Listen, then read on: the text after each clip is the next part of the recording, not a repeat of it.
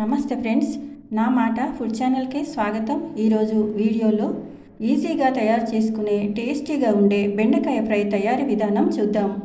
ముందుగా బెండకాయలు వాటర్లో వేసి 2-3 సార్లు బాగా కడిగిన తర్వాత నీళ్లు వడిసే గిన్నెలో వేసుకోవాలి. తర్వాత క్లాత్పై ఈ విధంగా తడి లేకుండా ఆరబెట్టుకోవాలి. బెండకాయ ఫ్రైకి కావలసిన పదార్థాలు: పల్లీలు, వెల్లుల్లి, కొత్తిమీర, కరివేపాకు. తర్వాత బెండకాయలు ఈ విధంగా కట్ చేసి తీసుకోవాలి. స్టవ్ ఆన్ చేసుకుని స్టవ్ పైన కడాయి పెట్టిన తర్వాత తగినంత ఆయిల్ వేసుకోవాలి. ఆయిల్ బాగా వేడైన తర్వాత పల్లీలు వేసి ఈ విధంగా కలుపుకుంటూ దోరగా వేయించి బౌల్లోకి తీసుకోవాలి.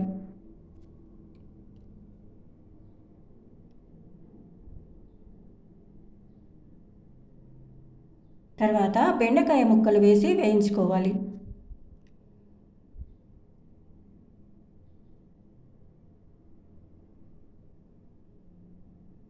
ఈ విధంగా కలుపుకుంటూ వేయించుకోవాలి. బెండకాయ ముక్కలు కొద్దిగా క్రిస్పీగా అయ్యే వరకు ఈ విధంగా వేయించి ప్లేట్లోకి తీసుకోవాలి.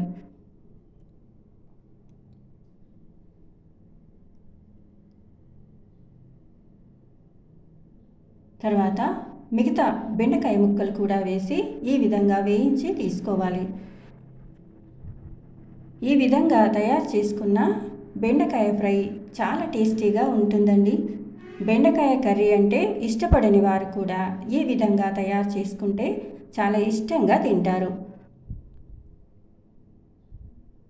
ఇలా తయారు చేసుకున్న బెండకాయ ఫ్రై స్నాక్గా తీసుకోవచ్చు. రైస్లోకి కూడా చాలా బాగుంటుందండి.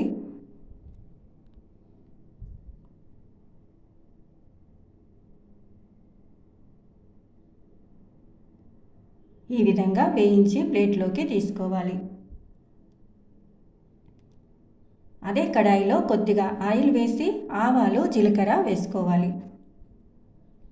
దంచి పెట్టుకున్న వెల్లుల్లి వేసుకోవాలి. కొద్దిగా పసుపు వేసుకోవాలి.